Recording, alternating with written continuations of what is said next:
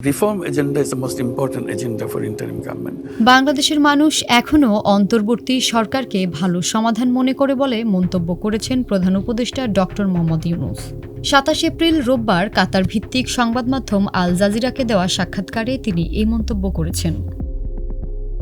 আল জাজিরার talk to Al জাজিরায় doctor Yunus বলেন, বাংলাদেশের পরিস্থিতি দেখে এখনও মানুষ মনে করে অন্তর্বর্তীকালীন সরকার এখনও তাদের জন্য ভালো সমাধান। এ সময় উপস্থাপক ডক্টর ইউনূসের কাছে জানতে চান, শেখ হাসিনার পতনের পরের মধুচন্দ্রিমার সময়টুকু সম্ভবত শেষ হয়েছে। এখন বড় বড় বেশ কিছু চ্যালেঞ্জ রয়েছে, যেগুলো সুনির্দিষ্ট জবাব আপনার দেওয়া উচিত, কারণ পুরনো ক্ষমতাধরদের প্রভাব রয়েছে। অন্যরা রাজনৈতিক শূন্যতাকে কাজে লাগাতে চাইতে পারে, যেমন লাখ লাখ রোহিঙ্গা শরণার্থী রয়েছে। এসবের সমাধান কি বাংলাদেশ একা করতে পারবে? প্রশ্নের জবাবে প্রধান উপদেষ্টা বলেন দুটি বিষয়। একটি, জনগণের অধৈর্য নিয়ে, তা মধুচন্দ্রিমা শেষ হোক বা না হোক, বাংলাদেশের পরিস্থিতি দেখে এখনও মানুষ মনে করে অন্তর্বর্তীকালীন সরকার এখনও তাদের জন্য ভালো সমাধান।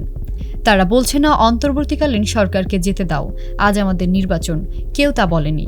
এই দিকেই আমরা যাচ্ছি। আমরা এমন কোনো সমস্যার মুখোমুখি হইনি যেখানে লোকেরা বলছে যত তাড়াতাড়ি সম্ভব ক্ষমতা হস্তান্তর করো। The Rohingya, that's a separate issue. We're dealing with the Rohingya issue with the Rohingya সংকট প্রসঙ্গে প্রধান উপদেষ্টা বলেন, আমরা আন্তর্জাতিক সংস্থা জাতিসংঘের সাথে রোহিঙ্গা সমস্যা নিয়ে কাজ করছি এবং এই লোকেরা যাতে নিরাপদে বাড়ি ফিরে যেতে পারে তা নিশ্চিত করার জন্য কাজ করছি। আমাদের চিন্তা হলো কিভাবে বাংলাদেশ ও মিয়ানমারের মধ্যে কিছু বোঝাপড়া তৈরি করা যায়, যাতে রোহিঙ্গারা তাদের নিজেদের বাড়িতে ফিরে যেতে পারে এবং নিরাপদ পুনর্বাসন করতে পারে। go a smaller version of the implementation, then we have the early election in December. এরপর নির্বাচন প্রসঙ্গে ডক্টর মোহাম্মদ ইউনূস বিগত দিনের অনিয়ম দুর্নীতি দূর করে দেশে অর্থবহ সংস্কার এবং এ যাবৎকালে সেরা নির্বাচন উপহার দেওয়ার প্রত্যয় ব্যক্ত করেন। তিনি বলেন, নির্বাচনের আগে সংস্কারের তালিকা ছোট হলে ডিসেম্বরের মধ্যে নির্বাচন এবং তালিকা বড় হলে আগামী বছর জুনের মধ্যে নির্বাচন অনুষ্ঠিত হবে। নির্বাচন জুনের পর যাবে না।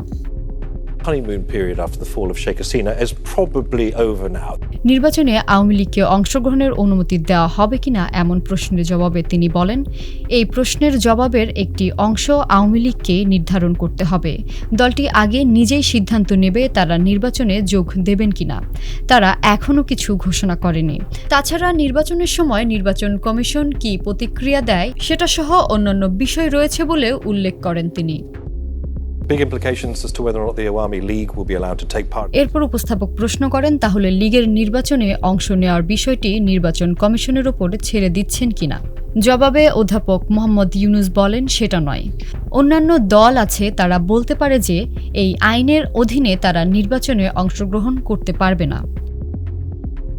Mohammad Yunus, real reform or just a new ruling class in Bangladesh শিরোনামে এই সাক্ষাৎকার আল জাজিরার ওয়েবসাইটে প্রকাশ করা হয়।